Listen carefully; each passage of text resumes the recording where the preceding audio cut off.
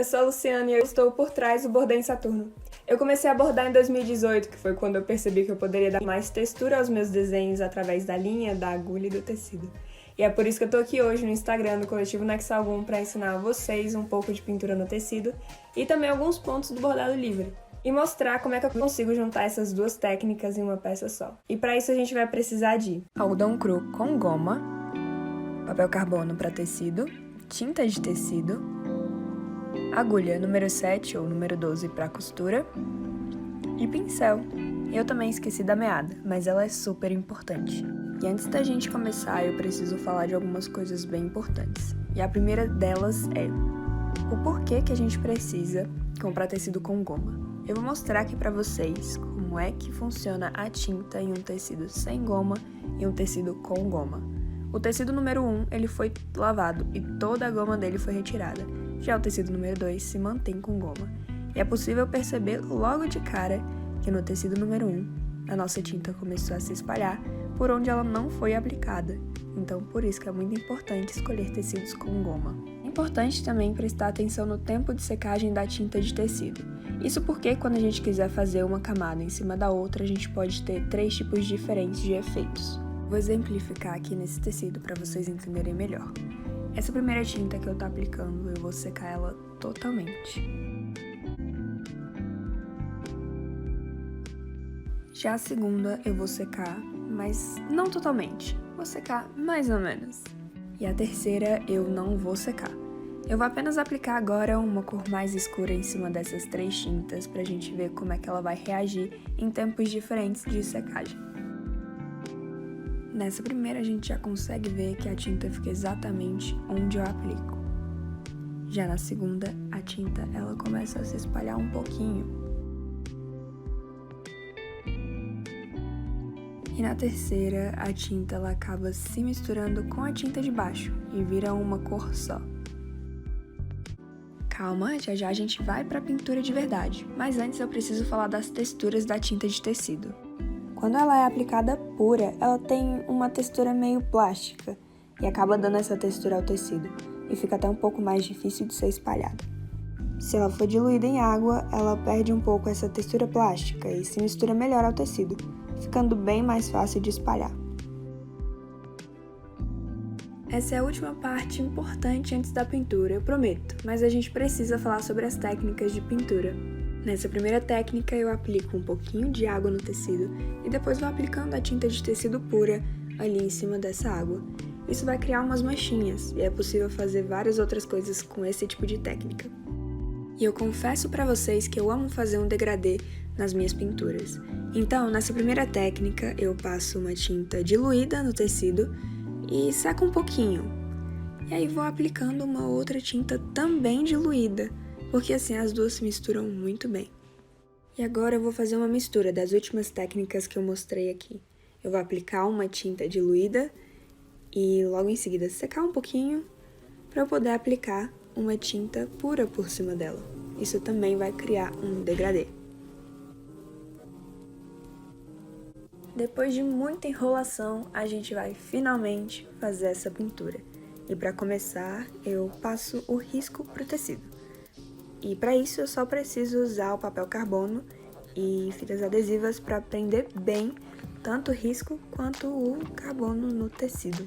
Usando uma lapiseira, um lápis ou uma caneta, eu passo o risco pro tecido, tendo muito cuidado porque o papel carbono não sai do nosso tecido. Então ele pode ficar muito aparente ou se você errar, o erro vai ficar lá. Eu vou usar um bastidor para facilitar, mas não é obrigatório. Eu começo diluindo a tinta e não tem quantidade ideal ou certa de água. Isso você consegue ver com o tempo praticando.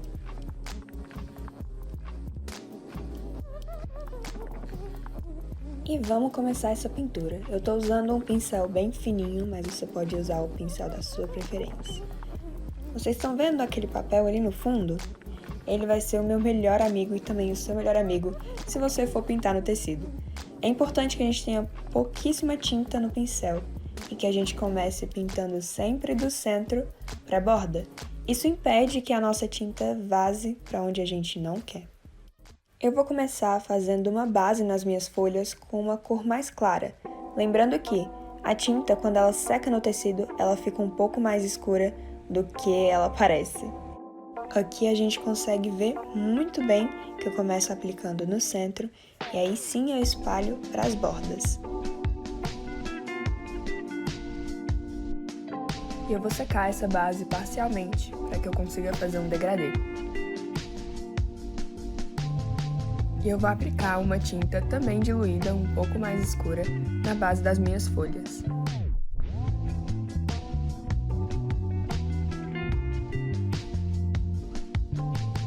Eu sequei essa folha um pouco mais do que eu deveria, então ficou um pouquinho mais difícil de espalhar essa cor mais escura. E aí eu fiz o mesmo processo em todas as outras folhas.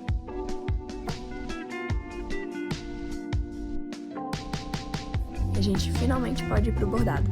Eu vou começar usando a linha 871. Para fazer o ponto rosa, eu preciso de uma linha bem grande, porque eu já tô acostumada, mas se você estiver começando agora, é melhor usar uma linha do tamanho do seu braço. Uma linha de meada é composta por outras 6 linhas, então é possível a gente tirar uma por uma. Para esse ponto rosa, eu quero só 5 linhas. Para tirar a linha sem embolar, eu seguro todas e puxo só a que eu quero tirar. O ponto rosa, ele é simples, mas você precisa ter muita atenção na hora de fazer o desenho dessas 7 pontinhas aí, que parece uma florzinha. Mas eu facilitei para vocês, deixei já a base do desenho na folha de exercício do workshop. Então vocês podem olhar lá no meu site que tá por lá. E eu começo o ponto rosa saindo da parte de trás, indo para a parte da frente do bordado pelo centro e voltando ali na ponta de uma das linhas desenhadas. E depois é só fazer isso em todas as outras linhas. Não tem problema você ir do centro até a ponta ou da ponta até o centro. O único problema é se você for de uma ponta do desenho até a outra ponta.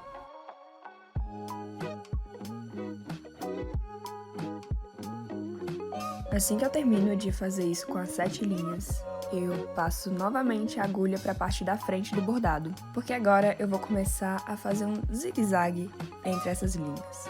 Em uma delas eu vou passar por baixo e na outra eu vou passar a agulha por cima. E vou fazer isso em todas as 7 linhas, e várias vezes, até formar a minha flor. Então eu vou passar por cima de uma linha e por baixo de outra, por cima de uma linha e por baixo de outra.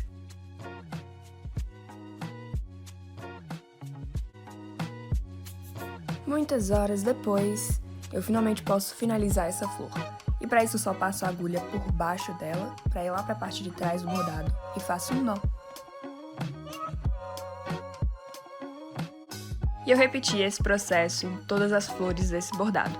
E aí finalmente eu pude ir para as folhas. E para elas eu usei uma única linha da meada.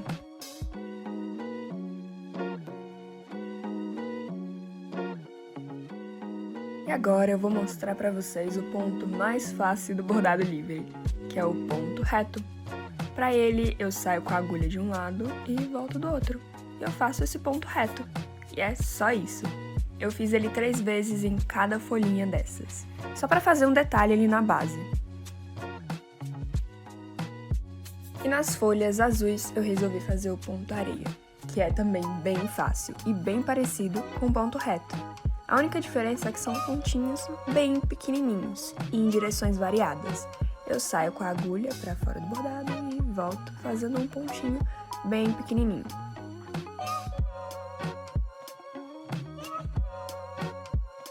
E o bordado tá pronto. Nessa imagem aí, dá pra ver todas as texturas que tem nesse bordado, além da pintura.